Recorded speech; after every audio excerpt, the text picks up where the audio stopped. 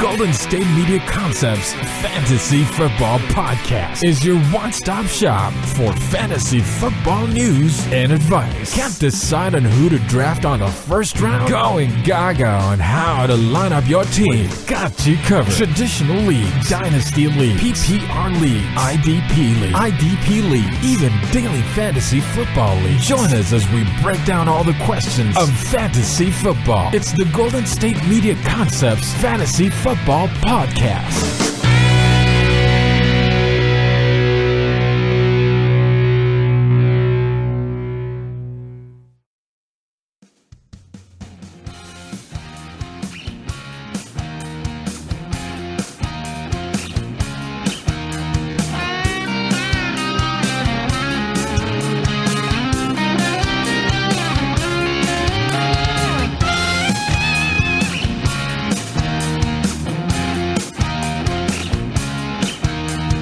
What is up? Welcome into the GSMC Fantasy Football Podcast on a Tuesday today here. It is July 24th, so that means we're about a month away, I'd say about a month away from the beginning of draft season. I like to wait. I like to wait as long as I can, probably even after the last preseason game, before that first, like the Tuesday before the first Thursday night game, or the Sunday or the Monday before the first Thursday night game of the season, which is going to be, I believe, September 6th. Is it the first Thursday of September is when we're going to have the season start? So, and when we get that, obviously, we're not going to. You better draft before that, people. You better draft before that. It's just going to be like so sad. But I don't get it when people draft like week 2 of the preseason, and then week 3 happens, and all the starters play, and you're like, oh well, so and so got hurt. I don't want to say a name because it's jinxing it, but so and so got hurt in week 3 of the preseason. They're not going to be back till week 5, but I already drafted them. Great. No, that's why you wait till after there's a gap, right? There's a gap between week 4 of the preseason and the first week of the season. You can draft at any point in between that, and you get a good sense on what's going on. Unfortunately, this year looking like we're not going to have any Zeke situation where you're like, oh, I want to pick him, I don't want to pick him, or we're going to steal him at the middle of the draft or whatever may have you. He's going to be available. He's going to be playable, playing all the games this year for the Cowboys. So you can go ahead and pick him. Well, depending, I don't know. The Fantasy Pros says for PPR he drops to later in the first round. Non-PPR up in the top of the first round. That's just because I think there's other guys who are going to be catching the ball a lot more out of the backfield and probably a little more valuable up in the top of the draft, like a Gurley or even a Le'Veon Bell. Or Saquon, even a Saquon Barkley. They said Saquon's going to catch a lot of passes out of the backfield, which is probably the true. So if you PPR, you definitely can get a lot of premium points and help out your team week to week if you have a running back who catches 9, 10, or no, 9, 10 would be great. But like 7, 8 catches a game, average a 7 game probably. I think Gurley was around 7.5 a game last year, so that was helpful. And a guy like Jerick McKinnon, that's why I think he's an early first round or early second round pick for PPR, because he's going to basically think about, I don't know if for those who are too young, you don't really remember. Well, I don't remember either, but there was a thing called the West Coast offense that was created by Bill Walsh out in San Francisco, and they had a guy named Roger Craig who didn't break. He's not a Hall of Famer yet, but he won 3 Super Bowl rings with those teams. They're running back for 3 of those 5 championships, and he doesn't have 10,000 yards rushing, so it's like, okay, who's the best under 10,000 yards? Well, he had 8,000 yards rushing and over 4,000 yards catching the ball out of the backfield, receiving. So you can see Kyle Shanahan is almost taking the same kind of thing. He did the same thing in Atlanta you saw what happened to Devonta Freeman and to Tevin Coleman when he was there. You saw even what happened to Matt Ryan in his second year in the system. Everybody's like, oh, Jimmy G's they're going to be keen on him. Tom, this is not your time for a 49ers fan segment. No, it's not. I'm just telling you, in general, doesn't matter what team I'm a fan of. Doesn't matter. That I know Jimmy Garoppolo has been in the media lately, especially with his little date he went on, and everybody's like, oh, he had the flash in a pan. It's 5 weeks. He's overrated. It's all we know. It's a short season. Well, he learned the playbook pretty fast, don't you think? yeah, defenses are going to have the whole offense to key on it, but so does Kyle Shanahan have the whole offense to change everything, to adjust everything. You saw how fast he caught. I mean, there was a play last year that I keep watching the replay of it. It was a fake end around or jet sweep, whatever it was, to Marquise Goodwin. He faked it to him. Then he turned around, faked it to the left side of the field to throw the ball. Then he turned right around because Marquise was wide open after running that little fake end around on the right side of the field in the flat. Turned right back around and threw it to him for a touchdown.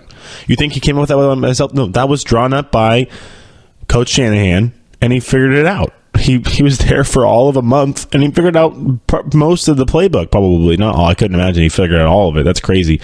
But getting 5 wins, and those teams are taking... No, the Jacksonville Jaguars were trying to get first seed in the AFC. Yeah, they were playing as hard as they possibly could that game. They were fighting for seeding. The Tennessee Titans were fighting for seeding. Come on.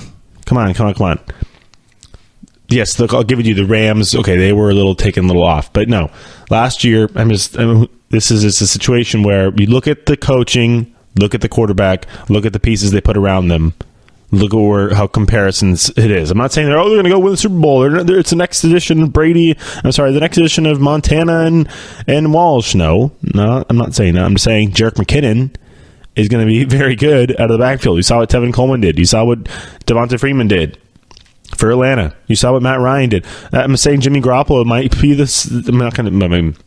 I don't know. Matt Ryan and Jimmy Garoppolo. That's an interesting comparison, honestly. I think Jimmy's a little more stockier. He seems a little more built around the middle of his body, legs. Matt Ryan's kind of lankier. They kind of stretched him out a little bit, and he's definitely taller.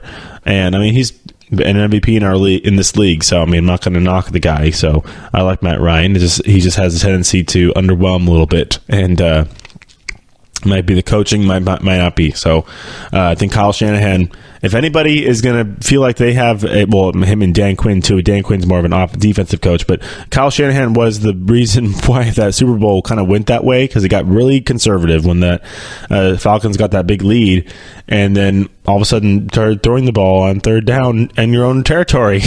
Just really weird. And of course, Matt Ryan gets sacked, and blah, blah, blah. We all know what happened. The rest is history. But now he's in San Francisco. Now he's got Jerick McKinnon. Now he's got Matt Breida. Fantasy, watch out. 9th round, I'm taking him. 9th, 10th round, done. Maybe before that, because I love him. I love this kid. He's fast. He's explosive. He's big enough to break through tackles.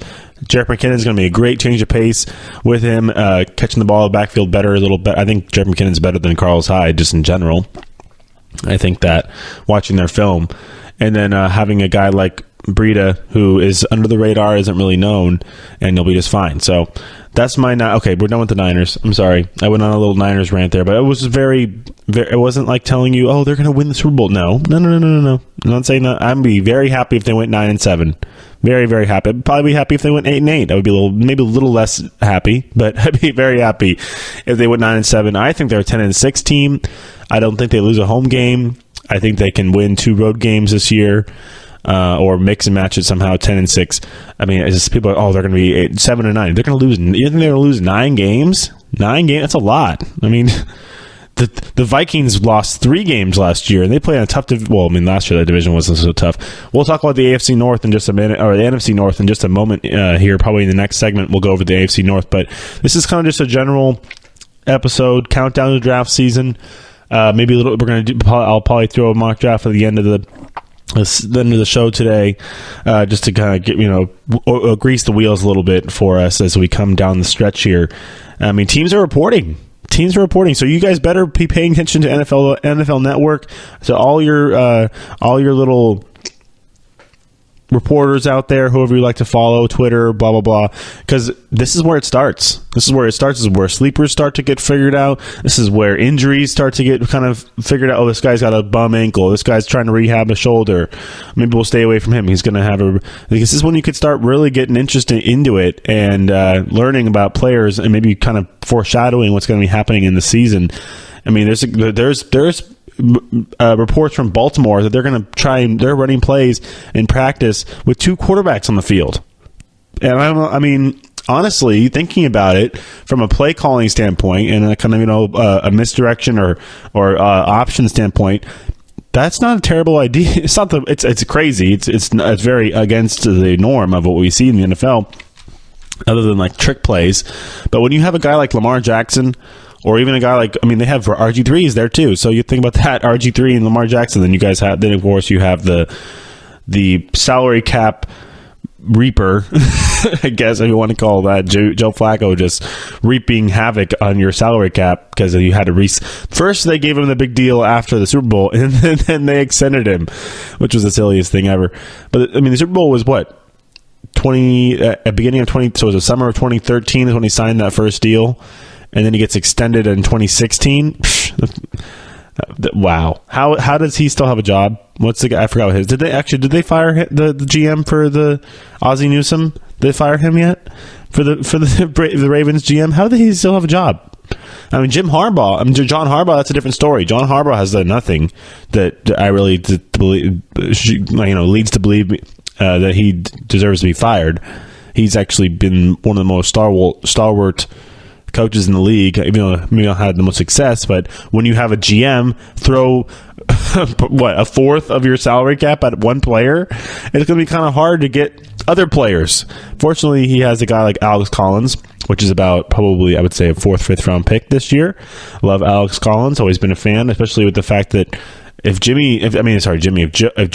Flacco is going to be the starter, which he probably he has to be due to the fact that they're paying him that much, and they're reluctant to take him out, then you're going to see a lot of running the ball probably with Alex Collins. And then obviously going back to the whole what they could possibly do with the second quarterback on the field is what you do is you line up Lamar wide, you run it end around, and either he throws it or runs it. I mean, it's still you could run a triple option if you really wanted to.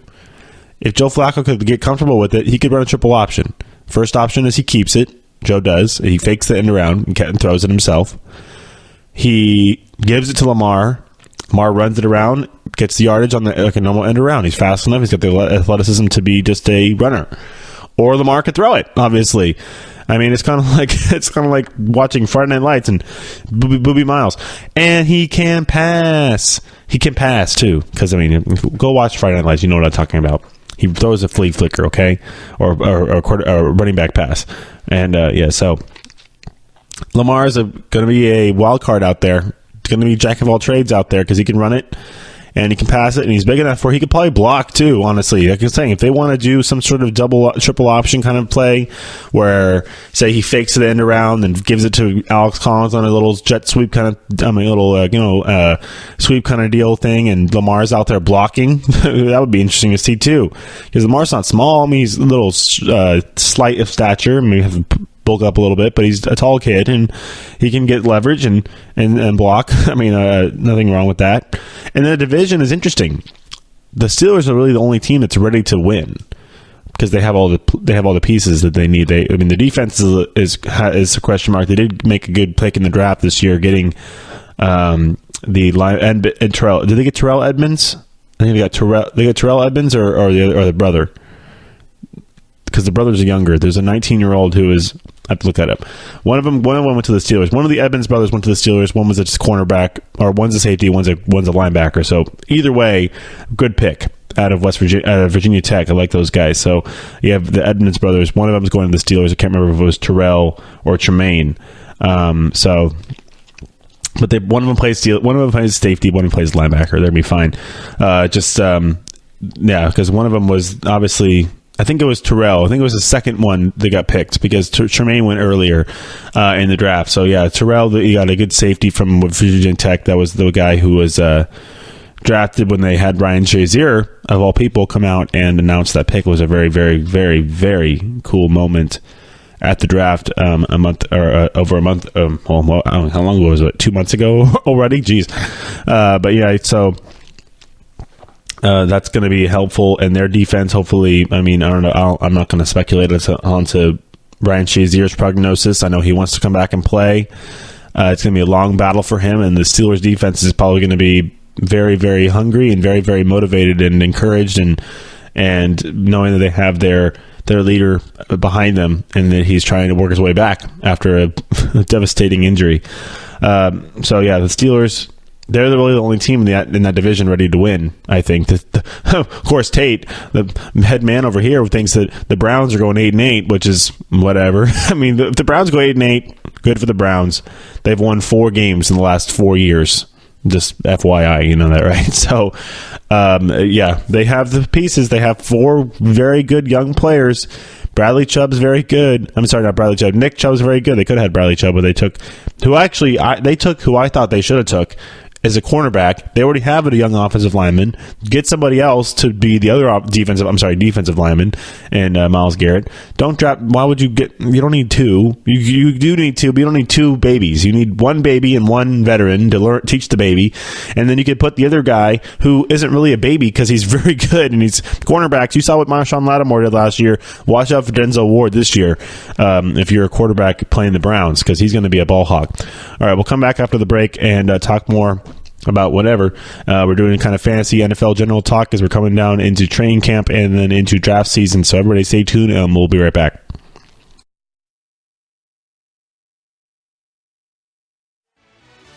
Are you looking for the very best NFL and college football podcast? Then check out the GSMC Football Podcast. Get the latest football news both on and off the field. From the NFL draft to trades to the rumor mill to the NFL combines, they got you covered. That's GSMCpodcast.com/football-podcast. Get updates on college rivalries, game day insights, and much, much more. It's football talk the way you want it. This show eats, sleeps, and breathes football. Don't forget to like them on Facebook and follow them on Twitter. Visit GSMCpodcast.com for more info.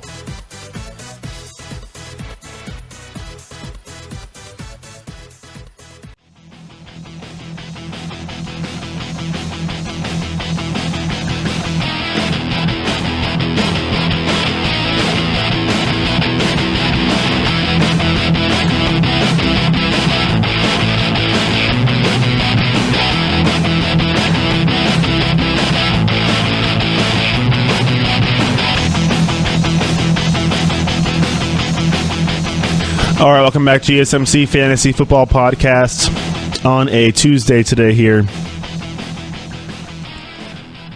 This is a general talk show on fantasy football today. Nothing really we've been doing sleepers or value in the value later rounds. I mean, I'm going to give you guys nuggets here and there, even though I'm not the savant. Yes, I am the savant you think I am when it comes to fantasy. Duh. But I love when I get verified when I see the fantasy experts from wherever it is, or an Instagram account that does fantasy kind of stuff, and they say Cameron Meredith is a sleeper. That's my pick. That's who I said was a sleeper 3 weeks ago, because he's on the Saints. And I know, the Saints are going to run the ball and throw the ball a lot this year. Run the ball a lot this year and play defense. They're good defense. That's all they're going to do this year. It's possible. But they have to throw the ball eventually. It's called play action.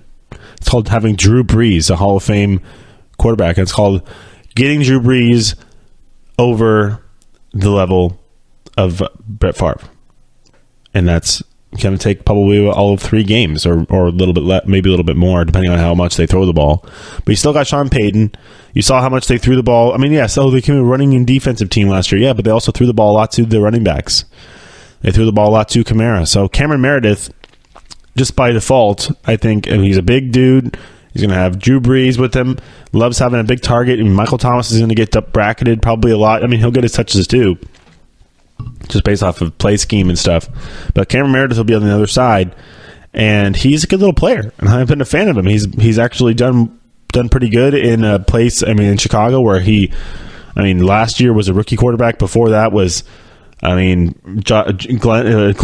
Glennon, and then Cutler, I guess. He's had some success with some lower level quarterbacks.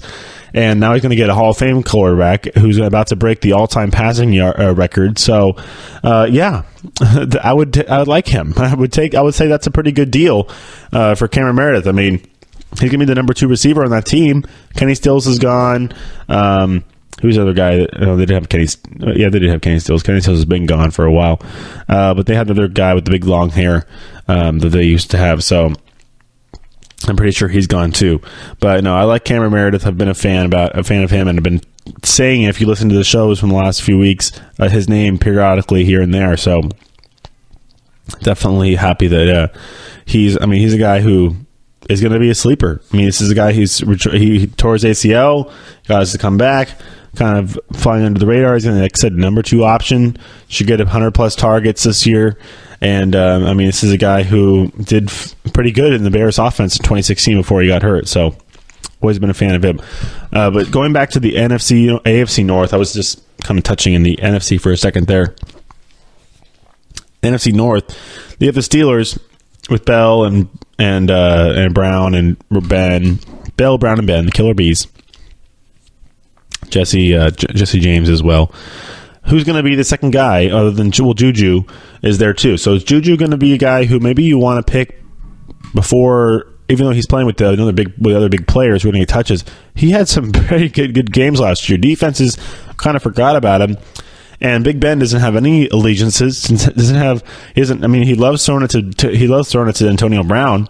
But you saw last year, Juju in his rookie season looked like he was a veteran receiver. It's a guy who did not stand down from a challenge. This is a guy who went up and got in the face of he got in the face all right. He put his shoulder in his face of a nasty. Taze Perfect. I'm not going to go in and say the guy's a dirty player. I've actually watched that guy since he was in college. He's always been like that. He's basically a crazy. He's not a crazy person. He's a very good player. He's a good NFL linebacker. He got a little wild hair up his nose sometimes, and he tried to behead Antonio Brown last year. So what happened? He got a helmet in his chest or a shoulder pad in his chest, and he got laid out by a 20-year-old. So it is what it is. It's the NFL. Get up, and the fact that Juju gets suspended for that is ridiculous, but it is what it is. I'm not Roger Goodell. I don't make the rules. I thought that was a great play. It's a completely legal play. He's running to the play. You're blocking him. He didn't block him in the back. He didn't go high. He put his shoulder in his chest and went, just sit down, punk. Don't freaking try to decapitate my receiver. My best receiver on my team. Let's go. Play football the right way. Don't freaking try and you saw what he did to Antonio Brown. I don't want to go into that. It's not fantasy. It has nothing to do with fantasy. But it does tell you that Juju is a reliable teammate and is a guy who I want on my team this year. I like Juju Smith-Schuster. He's a tough guy. He's a fun kid. He likes playing video games. He's in his community. He goes back, and I don't know what the whole deal had him going into the USC classroom with his Steeler jersey on. That was kind of silly, or was he in his full pads and everything? It was kind of ridiculous, but it is what it is. He's a good receiver, and he's going to be the number 2 guy for Big Ben this year, and he should have 100+ targets as well. We all saw what he did last year. I don't see any sophomore slump coming from him due to the fact that he's just in the perfect offense. He's going to still, even though we know what he did last year, he's still going to get hidden. He's still going to get hidden well when you have 2 top-tier offensive threats, scoring threats on your team. The defense has to put 4 guys on them.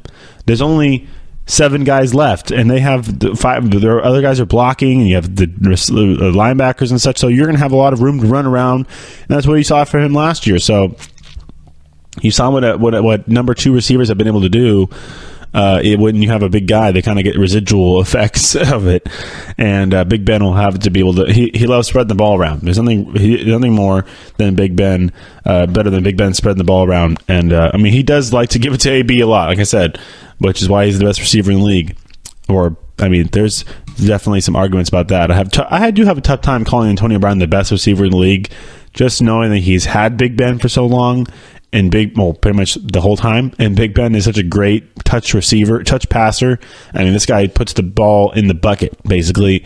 Versus DeAndre Hopkins has had poop, basically. Poop, boo-boo, nothing. Tom Savage, yeah. Or Brock Osweiler. Great. And he still put up numbers. Obviously, Deshaun Watson's going to be a major upgrade. And you saw a little snippet of that last year. But this is a situation where it's kind of you're splitting hairs, really. Who do you want? Do you want the AFC South guy? Do you want the AFC North guy? Do you want them to play? Do you want him to play the Browns twice and the Bengals twice and the Ravens twice, or do you want him to play the Colts twice, the Titans twice, and the Jaguars twice? So honestly, I'd probably take the first one because everybody. I don't know. It might still be a toss up. Those guys are kind of defense proof where they're going to get their touches. They're going to get their numbers no matter what. It's just going to be kind of like, oh, which week is what, and if you're going to get to the final or the playoff, you're going to be just, please don't have a stinker week. Basically, I mean, it's like it's not just one player; it's a collection. Even though, yeah, I had Todd Gurley last year, and Todd Gurley's like, oh, I'm just going to single-handedly win your league for you. Basically, it wasn't just that; it was Antonio. I mean, it was DeAndre Hopkins on that team. It was Ben Roethlisberger on that team. It was other players on that team that I can't remember off the top of my head, but I can check right now. But no, it's a collection. You're like, oh, I need to have this one guy. No, it's a collection. It's betting. Obviously, you know what your PPR is. We're going to talk about it next segment about knowing your league. I was just talking to Tate about how he knows that his team, his players, or his guys that he does fantasy with like these players, and they're going to pick them in certain areas. We'll talk about that next segment. Let's see. Here we go. DeAndre Hopkins, Mike Evans, Ben Roethlisberger, Todd Gurley. See, Alex Collins was playing, Jack Doyle, Theo Riddick, Robbie Gould, and the Chargers defense. I mean, pretty much was pick your poison on defense for me. I always carry two defenses. That's a thing. I don't know why I do it. It just is a thing. I don't like having to mess with waivers. And it's like, oh, please let me have the top waiver selection in order. So if I pick a guy and I want him really bad, and then I'm like the sixth in line, and somebody else gets him. I'd rather just have him already on my bench, but the week before, and just have him on my bench and play him like that. So, yeah, that's how I do that kind of stuff. And defenses, for me, I definitely mix and match that a lot. So, like, defenses get hot, just like any other players do. They get hot and they get cold. The Chargers defense last year was hot at the end of the year, so I picked them up. They play in a good team. Obviously, I always like to have the team that's playing the Browns that's on my bench at least. So, like last year, the Bears played the Browns in Week 17 last year, or whatever week it was for Week 16. They played the Bears last year. The Browns did. So I would pick the Bears. Just take the Bears on my bench and roll with that. I mean, honestly, the Chargers versus the Jets isn't a bad matchup either last year either. I mean, this won't be a bad matchup for this year either. The Chargers, USA Today has did you know USA Today has the Chargers against the Falcons in the Super Bowl this year? That's their Super Bowl pick. They have the Chargers and the Falcons in the Super Bowl. And I think they have the Falcons winning the Super Bowl. Wow. I mean, their roster is pretty good, but is it that good? Their defense better be like the sleepiest defense I've ever seen that just comes out and gets you. Like, I mean, it's possible because there's defenses like that. There's defenses like that. They're just like, oh, no problem. Oh, they're the fifth best defense in the league, by the way. Oh yeah, did you know that? They're right beneath like the Vikings in the Jacksonville. Like, they're right there. Like, there's always the defense. Oh, the Rams are going to be really good this year. The Rams have a bunch of mercenaries on their defense that came over because they got kicked out of their old teams, basically. Basically, the land of misfit toys on that defense right now for the Rams. And I'm just like, have fun with that. Have fun with that chemistry with Aqib Talib and Ndamukong Suh, Marcus Peters. Those guys have been great they've been great in their locker rooms in the past. Oh, but it's a good culture there. It's a young coach. It's gonna be much more family oriented. Blah blah. Oh, the Broncos didn't win a Super Bowl They didn't win a Super Bowl. Usually that's going to help your locker room. The Chiefs haven't been good the last few years. That should help your locker room. Still have had issues. Ndamukong Suh hasn't seen as much success. He's already bounced from two teams. I mean, and we know what's happened with him. That whole deal with his stepping on people and stuff like that. So I'm skeptical. Obviously, I'm a little bit angled against the Rams right now, even though I do love Jared Goff. I love Todd Gurley. I love what Coach McVay's been able to do to that team, especially right when they moved to LA. Because I mean, with Jeff Fisher, it was not good. But then, of course, you go and look over at Hollywood Bowl or Hollywood Park, and you see, oh, there's a beautiful new stadium being built right there, and there's going to be two very good teams playing in them. I mean, I don't know the deal with the Chargers and how much longer Phillip Rivers has got, but that's a good defense. They drafted Derwin James last year. They have a young running back in Melvin Gordon. They have some very good young pass rushers in they have Joey Bosa, obviously, but then they have Melvin Ingram in the linebacker position. So, I mean, you look at the three levels of defense right now for the Chargers. Whew, good luck. You got Joey Bosa, Melvin Ingram, And then you got Derwin James in the backfield, in the defensive backfield, playing safety there. I don't know. Look at their corners. But that's pretty good right there. Those top three guys. I mean, James is a little unproven because he's a rookie, but was a pretty good steal late in that draft coming from Florida State. All right, we'll come back after the break and do some more talk. Probably bounce over maybe to the NFC. We're talking Rams, so we'll continue that after the break. Stay tuned.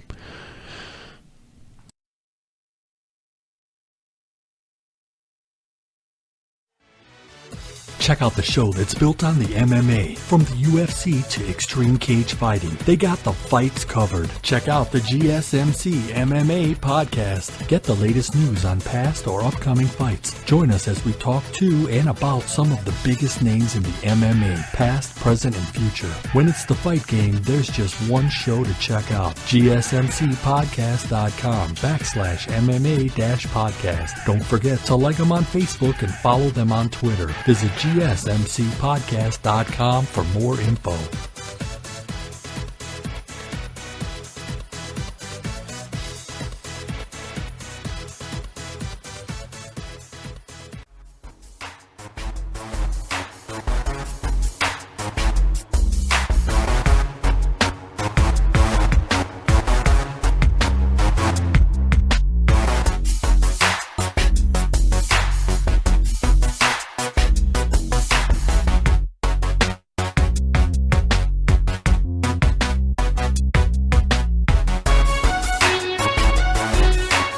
Welcome back to GSMC Fantasy Football Podcast on a Tuesday today here, as we're just doing some general talk on the run-up to the season today. Also some tips on, obviously, your draft, as we always like to do here. Just pay attention to who you're drafting with. Know who they like. Know where they're going to draft. Just ask questions. Maybe a week before the draft starts, before they get suspicious and like, no, I don't want to tell you my draft strategy. So try and put little games in the ship there, where you're going to try and maybe it's the fifth round. Maybe so and so is going to try and pick a running back or something like that, or a tight end right now, and you can try and steal one, or know that if you have a player in mind and their turn's coming up, or if your turn's going to be in front of them and you don't want to have to, because it's really much a gamble. It's like, is this guy going to be available next round? Like, next time I pick, he's going to be available. I like to pick him next time. Well, I have to pick him at the reach and get him now, because I know somebody's going to get him between this pick and my next pick. So it's always nice to, when you want a player, it's okay to reach for him, because you're going to get him, and you can go from there, and waivers are at your disposal. That's the thing. You don't have to really worry about trying to get it to have to be an absolute success every time. But just kind of the way it goes for fantasy football, I guess. That's how it is. But going through your draft, I like to look at look at your receivers, look at your draft rankings, look at where you can find some value, look at the younger players. Obviously, it's tough. A third-year receiver is better than a first-year receiver, and stuff like that. So, and then obviously bye weeks. Bye weeks always can kind of throw a wrench in it, because you're like, this play. I know it happens to me in the mock draft, and I'm like, this is a mock draft, I'm just gonna pick him anyways. No, I'm trying to make it as realistic as possible, and it's going to be a situation where you might have to pick a guy, or you might miss a guy. You might miss a guy in a situation where, too bad, I picked too many guys in week 7. So say you really want somebody, and you need to make sure you know what bye weeks they have, because you can put yourself into a corner and be like, oh man, like, it wouldn't make any sense to pick him because he has the same bye week as 2 of my starters already. So I have to pass up on him, and then maybe that will change your outlook for the beginning of the draft. Even though I would not let that happen. If there's a guy in the 5th round that has a week 6 bye, and the 2 guys in the top of the draft that fall to you, that kind of like you're supposed to pick in those first 2 rounds, have a week 6 bye too, just pick the 2 guys that in the top of the draft that you're supposed to pick. I know you're really, and then if it's super a value pick anyways, just go pick him anyways. It's 1 week. The bye weeks are 1 week of your life. So what? If you take a loss that week, then so be it. You can have a bad bye week. It usually ends up happening every week, every year anyways, where you're going to have that one kind of annoying bye week where it's like, oh, really? had to be this week where 4 of my guys are on the bench and I have to really mix and match, and then that's when you get to have some fun with waivers and you get to use all 4 of your ads or however many ads you have in the fantasy football. I mean, some leagues have like 2 ads per week. I'm like, please. I mean, I think last year I probably used 4 ads, maybe 3 out of the 16 weeks, which is a lot for me, actually, using all 4 ads. I mean, that's a pretty big turnover in your roster right there. But when you draft Emmanuel Sanders for the 3rd year in a row for some reason, and he doesn't have a quarterback who can get him the ball like last season, you're going to probably want to drop him. So, I mean, that's kind of what's going to happen. Then obviously the defenses, I mix and match them. Kickers, same thing, where it's kind of like it doesn't really matter who specifically is in there. You just need to get somebody. And I try to look at the kickers, quick kicker segment here. Try and find kickers that are on teams that don't have good red zone offenses, basically. And also have some are going to, I mean, getting the 50-yard field goals, the 40-yard field goals. I mean, maybe indoors would be better. So a team that plays indoors better. So like a Matt Prater would be great. Obviously getting a kicker with a big leg is always helpful because they can make longer kicks, and longer kicks means more points. So, and obviously they're going to take longer kicks too, because like a Greg Zuerlein on the Rams, they know he's a very good kicker and they know he has a big leg, so they're going to try a lot more field goals, and then other teams might, if they have a 4th down on the 40-yard line or something like that on the other 40. So they'll take a chance with a long field goal with Greg Zuerlein because he's got a big leg and he can make a 57-yard field goal. But obviously, like I said, if you had it's week to week, so it's helpful. You can obviously change it up week to week. Daily fantasy is better. You can do week to week. You can do week to week here, especially with certain specific players. You're not locked into your kicker the whole season long. You could use one of your ads once every 2 weeks or once a week or every other week. To move around some players and to get a kicker maybe who is better or has a better matchup, or you think that team is starting to, like, they lose a big tight end, they're not going to have as many weapons in the red zone, so they're going to kick a lot more field goals, something like that. So you always have to try and find a good combination of guys that are going to make field goals, and also extra points are helpful too. It's a nice solid point for you for a kicker. It's not no decimals or anything like that as well.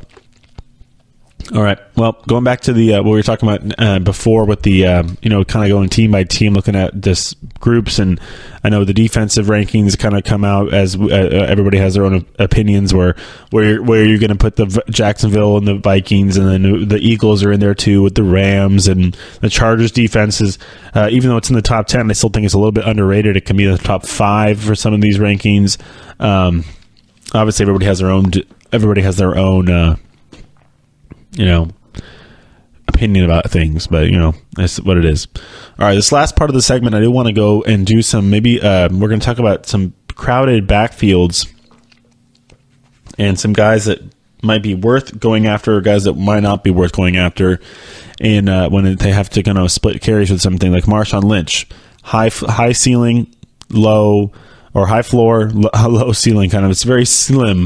You can hit your head on it, but the floor is up there. He has the potential to do very good things, but I just think the opportunity is not going to be there this year, especially when you have Jalen Richard in there and Doug Martin, who are capable runners. I'm not sure about Doug Martin, but you might end up getting a situation where Lynch is going to be the short yardage back, and he's going to get a bunch of touchdowns because he's going to have the short yardage situations. But I don't know. I'm not going to bank on it. Another situation of a crowded backfield is in Cleveland. So, I mean, Nick Chubb, Carlos Hyde, and Duke Johnson. I think one of them. The thing is, we've seen 3 running backs situations work. We've seen in Philadelphia, J.J., LeGarrette Blount, and Corey Clement were fine. Corey Clement caught the ball in the backfield a lot. J.J. was your bell cow back, and you had a short yardage back in LeGarrette Blount. So that's a good little way. But the thing is, in Cleveland, they're all kind of very similar. I mean, unless you're going to say Chubb is your short yardage back, Duke Johnson's your pass catcher, or Duke Johnson's your every down back, and Hyde's your pass catcher. I mean, it doesn't have to be like, okay, everything has to be specifically organized. It doesn't have to be like that, but what are you going to do? Those guys are all young, chomping on the bit players, not really that much of a role player. One guy got drafted, has been sharing touches in college with Sony Michel, so I mean, maybe he'll be a little bit more used to that. But Carlos Hyde's been the number one guy in San Francisco. Maybe he'll like the fact that he's has some pressure taken off of him. Sometimes, I mean, honestly, being out here, you can get a sense. I know it's not quite like Boston or New York, but the media, the fans, they're freaking mean, man. They're mean sometimes, and they'll get on your booty. They'll get on you, and they will eat you alive. And it's Carlos Hyde was a victim of some of the times here during his time in San Francisco, because he didn't do that much. He'd have great days, and he'd have bad days, and he'd have fumbles, and it didn't look like he was trying all that hard, and he'd get hurt, and it was like, I don't know. Imagine what they would do if he was in the East Coast. He probably wouldn't last very long. Get eaten alive double time there. We're at least a little bit more reserved over here, but still skeptical and mean and nasty sometimes when it comes to player performance. Like, he needs to do better. Like, you should just hear some of these Giants fans on the radio sometimes. Like, why don't they just cut everybody? Buster Posey sucks. Like, it's just ridiculous. Sometimes it's like, he's not performing, get rid of him. Like, it's just rash. I mean, sometimes it's actually, I can understand it. It's frustrating sometimes. It can get frustrating. But for fantasy-wise, you got to look a little more objectively. You could be more brash as well, because you could just say, yep, bye, you're off my team. You could just cut somebody just like that. So if you're going to pick a running back in Cleveland, I mean, be prepared to be disappointed, because when you have a situation like that, it can be tough to put your finger on the one guy who's going to get the touches. Honestly, if it was my choice, I think Duke Johnson's the odd man out. Even though he's been in the longest, I think he's the odd man out. There's a reason why you sign Carlos Hyde. Obviously, they weren't satisfied with Duke Johnson. There's a reason why you draft a running back. Obviously, they thought that he was a great talent, and you want him to play for you. So, a Carlos Hyde being paid all that money, I'm thinking that he's going to get touches more often than not. And then the rookie running back is there for a reason, and he's there to play. So, whether it's going to be this year or maybe next year, he'll get more of an opportunity. We'll find out. And I think you're going to find out through who's going to pay attention to the training camp, because pay attention to training camp, and you'll find out. That's what I said. This month counts, because you'll find out who's getting the first team reps. You'll find out during preseason who's going to get the first team reps, who's going to be out there the most often, and it'll give you a bit of an insight on who you think actually is worth drafting if you're going to pick a guy from the Browns. Another crowded running back situation is in Detroit. As I think one guy, that they actually have four guys there right now. One guy, it's either Abdullah or Riddick, I think, are going to get cut during the training camp. They'll get picked up by somebody else, but I think they're going to get cut during training camp. The fact that one of them hasn't been yet makes me believe that they don't know who it's going to be yet. The Lions, they want to go through training camp and at least get these guys out there and put them against each other. So, because they can't keep I don't think they can't keep all four of them, can they? I don't think they could, because you got a good rookie running back, Kerryon Johnson. You got basically, you're going to have the same situation as the Eagles there. You're going to have LeGarrette Blount, who was with the Eagles last year. Then you're going to have a young running back like Corey Clement. You're going to have Kerryon Johnson, who's going to catch the ball in the backfield, be very dynamic, running the ball and catching the ball. And then you're going to have a guy, whether it's going to be Riddick or Abdullah. I think they're going to keep Riddick, because Abdullah is kind of the same mold as, well, I don't know. That's the problem, because say you keep Abdullah becomes more of that pass-catching back, and then you have the rookie to be your bell cow back, every down back, and then your third down back, short yardage, is Blount. So that could work too. So honestly, it's a toss-up who they're going to send to show the door, whether it's going to be Riddick or it's going to be Abdullah. I just been reading that it's going to be one of them. It has to be, because that's four guys is too many in a backfield for one team. But if there's ever a guy to pick, I think it's going to Kerryon's a great pick. Even LeGarrette Blount, honestly, isn't a bad pick late in the draft. If you want a guy just stash on your bench, maybe throw in there just in case any injuries happen, if he's going to get more touches. So, I mean, one guy goes down, all of a sudden the other guy comes up and his touches come up. I mean, you saw what happens when a top running back goes down. I mean, when Aaron Rodgers got hurt, and then you had Ty Montgomery a little banged up, all those, what's his name? It's Williams. There's Aaron Jones, who his stock went up major. You saw all the ads, all the teams adding him last year. And then is it Jamal Williams? I don't want to guess wrong. I just did guess. I don't know if I was wrong or not, but I could check. They have a couple running backs there in Green Bay who's actually pretty good. I like Aaron Jones. Williams is pretty good too. And then obviously you have you have the number 88, Ty Montgomery, who just kind of got thrown into being a receiver, and now he might have the opportunity to go back to his normal position at wide receiver. Thrown into running back, thrown into being the running back, and had to bulk up and everything. Didn't change his number. He's number 88 still, but he could honestly, if he wanted to, maybe slim back down and go back out to receiver if you have enough confidence in the other two guys there. All right, that'll wrap it up for the show today. Not the show. Whoa, Tom. Wrap up this segment today. We're going to go and do some mock draft on the other side of the break, and then we'll wrap it up for the day today and come back on Thursday. So everybody stay tuned, and we'll be right back for the last segment.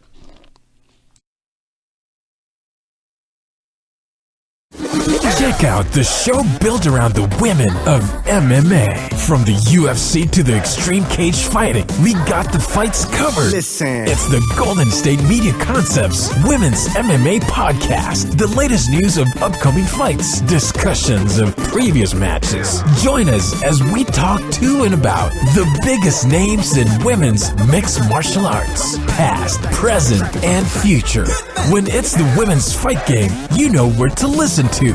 The Golden State Media Concepts Women's MMA Podcast.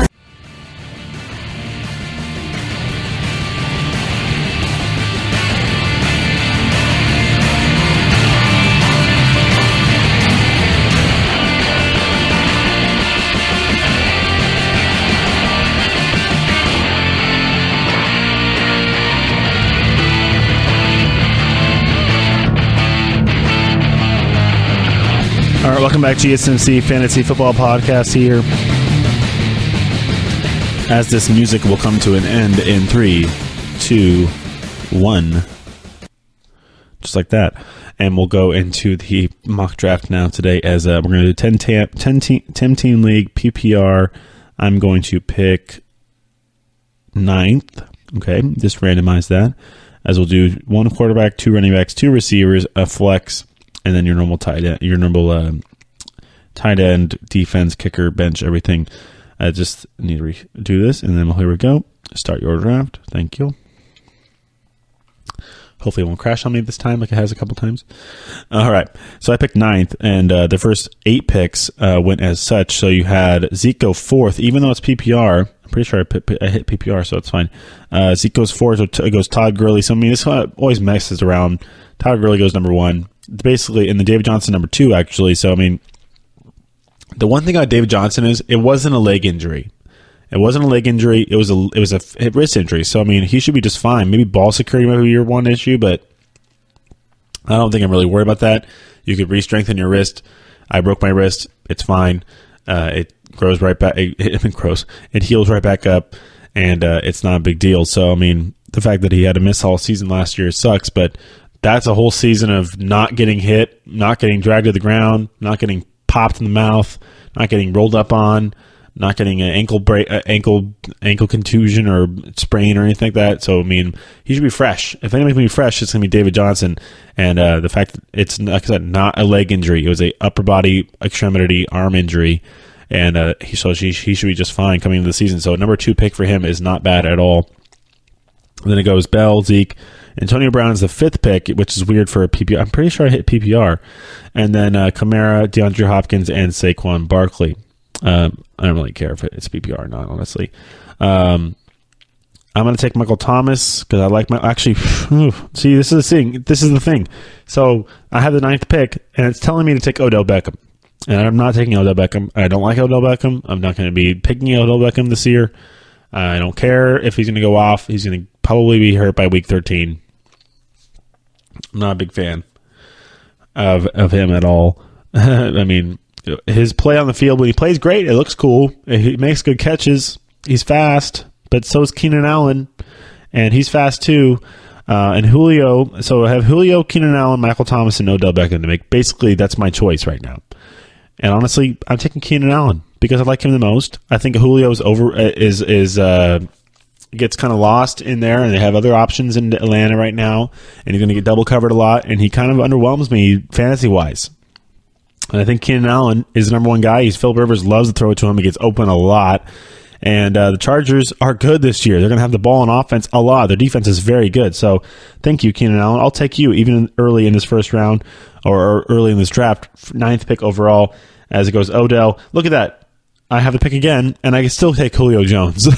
He didn't get picked. Odell got picked, and then Kareem Hunt, which means I'm going to take a running back.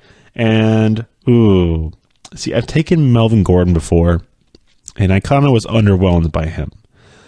Same thing, because he's also, it's weird, because he's telling me the bye week's 8. I know, he's the same team as the Chargers, and Julio is the same bye week. And honestly, I'm taking Michael Thomas, because it's the second round, and I don't get to pick for a while. It's like, you should take a running back. I probably should honestly take a running back, because I'm not going to pick till late in the second round, but right now, it's Melvin Gordon, Dalvin Cook, Leonard Fournette, Christian McCaffrey, Jerick McKinnon. Honestly, if I just wait, I still can get LaShawn McCoy. I still probably can get Jordan Howard. I mean, running backs have been already 7 running backs have been picked, so now everybody's going to be clamoring for running backs. So let's take Michael Thomas, and this is the gamble. Wait and see who's left, because I'm long ways. Bunch of running backs went. There's LaShawn. Okay. Yeah, that was the gamble. I didn't pay off. Because he basically, it's going to narrow it down for me a little bit, obviously. Jordan Howard is there now. Or I could still wait and take Travis Kelce. It's PPR. So I got two of the guys who can catch a lot of balls this year, which is fine. I'm not worried about that. And then Travis Kelce, honestly, versus Jordan Howard. And then you got Joe Mixon as well. I mean, I get to pick right after. So I'm going to take Travis Kelce. I think he's going to get taken if I don't pick him. And then Jordan Howard goes, then Doug Baldwin goes, and now I'm going to get Joe Mixon as my number 1 running back, which is kind of weak. But honestly, I'm not really worried about that. It's PPR. I wanted to get pass catchers. And then I'm going to get Alex Collins as my second running back. I know. Baltimore running backs. Their defense is good. They're not going to be throwing the ball that far down the field as much. They're going to be running the ball a lot. Lots of volume for the Falcons this year. So right now, very heavy, very good on the receiver side. So I mean, we have Travis Kelce, Michael Thomas, and Keenan Allen. Not worried about that whatsoever. And then Joe Mixon, and Alex Collins are my running backs. Which means, I usually would not pick a quarterback right here. I'd just try and get some more value on the running back side of it. Like a J.J. would be bad. He was the same bye week though, or another running back I could find here. Like a Rashad, even a Deion Lewis or a Lamar Miller, but I think those guys are going to be on the board still, like a Sonny Michel. So I think it's time for a quarterback, honestly, because I have another pick. I'm not going to pick for a while. So let's take Carson Wentz. He's going to be ready for the league. He'll be ready this year. We'll take Carson Wentz. I like Carson. He runs the ball enough. You can premium with the running game. As look at that, all the receivers go, all the quarterbacks go. As we still have some running backs, I'm going to take Sonny Michel Derrick. Honestly, Derrick Henry this year would not be surprised if he's a really good if he becomes a top 10 running back this year for fantasy. Not at all. The way that Titans offense kind of meshed last year, they really became a good offensive unit. They're going to get Corey Davis back, so they're going to have to work that play action a lot too, which means they're going to establish the run with Derrick Henry. And then he's not splitting carries anymore with DeMarco Murray. He's retired. So it's basically just Derrick Henry in Tennessee. They signed Deion Lewis, didn't they? So he's going to have Deion Lewis there too, which actually is a nice little receiver, nice little running back to have next to you as well. So you're going to have Deion Lewis, and you're going to have Derrick Henry there in Tennessee. So this is a decision here. J.J. is has the same. I think Rashad Penny's going to get a lot of touches in Seattle. Honestly, this is not a bad pick, which is the 7th round. 7th round, Rashad Penny, taking him because he's not going to get lost. He's going to be their guy in Seattle. They're going to try and make him the next Marshawn Lynch, I bet you, in Seattle. If not, maybe a little more out of the back, catching the ball out of the backfield. All right. Next up. All right, so I have another pick just like that, don't I? Yeah. I'm not the biggest fan of. I know I talked about Jamison Crowder. I like Jamison Crowder. He's more late in the draft, though. I don't want to. It's a little early for Jamison Crowder, don't you think? Honestly, I'm going to go for another rookie. Am I going to go for another rookie running back right now? Ronald Jones over J.J. Honestly, J.J. is right there, but it's the same bye week. It's a problem. I don't like picking the same bye weeks as all my players. My quarterback and my other running back has a week 9 bye. So,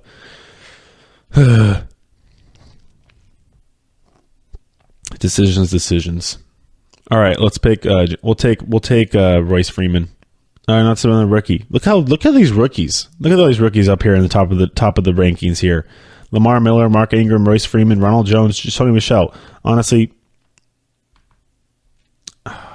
I know I've really been a fan of Sony Michel, really been a fan of Ronald Jones. I think Ronald Jones is going to get a lot of touches. Sony Michel's in New England, so it might get lost a little bit. So let's take Ronald Jones here with this pick, as I'm going to have a lot of time in between here. Well, we're definitely going to go receiver next. After this is all these receivers come off the board. Marquise Goodwin, boom, that was easy. Love Marquise Goodwin for a ninth round pick. Really, we're coming to the end of the draft here. Tevin Coleman, Sterling Shepard, Royce Freeman. Royce Freeman wouldn't be, but that means I would have 3 rookie running backs on my team. I don't know about that. Let's take Tevin Coleman. I like him catching the ball in the backfield for the Atlanta Falcons, as a bunch of people get picked. And then now we have, what are we already in the 11th round? It's all bench guys. I like Rex Burkhead, Trey Burton, Andrew Luck, Jamal Williams. It is Jamal Williams. I was on that one, wasn't I? Honestly, there's a time to pick a backup quarterback, and Ben Roethlisberger would not be a bad backup quarterback, and I think he's going to get picked eventually here, even though all the quarterback positions selected. Yeah, I don't know. This is Tom. It's just a fake draft. It's not even real. Stop getting so worried about it. I want a receiver. I want another receiver. There's not really a receiver jumping out of my face except for Kenny Stills and Jordan What happened to Jordan Matthews? He probably gets forgotten. This is a guy I probably have to go search out probably because of the fact that nobody really remembers him being on getting signed by the freaking Patriots. I mean, come on, he's on the Patriots. He's going to be good. All right, fine. We'll take Kenny Stills. Kenny Stills is receiver, and then of course I get to pick once again, and we'll take Jamal Williams this time, the running back. He's gonna be pretty good in Green Bay. As all these running back and more. Look at that whole round was running. The whole round was running backs because all the receivers are gone. Clement's still there. Where's the receiver rankings? Way down here. They're all gone. I mean, I have the 5th and the 6th best receiver in the league, so I mean, I'm not really worried about it all that much. Deshaun Jackson, Josh Doxson, couldn't go all the way. I want Jordan Matthews. There he is, right there. The 70th ranked receiver right now. 70th ranked receiver. Get him higher, guys. He's good. I know the average draft position is 182, which is probably like soon, anyways. And then, of course, this is time for defenses now. We'll take the Philly defense as we're in the last round of the draft. And then as we come to the end of the show here, it's kind of perfect how I timed that one out, wasn't it? As I need kicker. Obviously, it's time for the kickers. And then that's about it. And we'll see we'll take Matt Prater. Hey, look at that. I talked about Matt Prater earlier. And we'll look at what grade I got. B-. Really? B-, huh? That's weak. You got the top. I think I hit PPR. I don't think I hit PPR because I drafted for PPR. I don't think it knew I was doing PPR. If I was doing PPR, I would have probably been higher because you get Travis Kelce, Michael Thomas, Keenan Allen, top pass catching guys across the board in the league. Carson Wentz is fine. My running backs are a little weak. Philly defense, what's wrong with that? Your flex is I know it's a rookie running back, but he's going to get a lot of touches, and you also have some pretty good little guys on your bench there. Now I kind of went weird. I definitely went young and kind of peripheral on the bench there, which is maybe why I got that B- on the grade.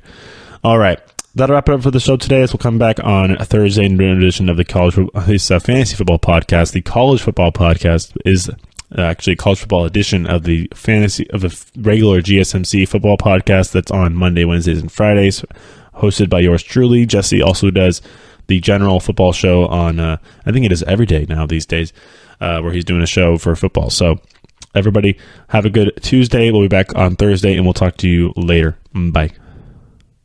You've been listening to the Golden State Media Concepts Fantasy Football Podcast, part of the Golden State Media Concepts Podcast Network.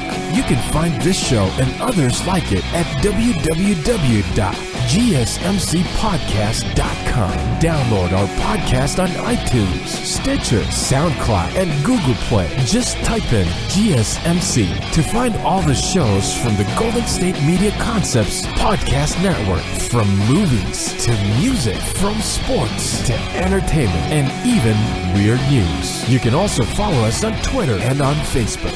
Thank you, and we hope you have enjoyed today's program.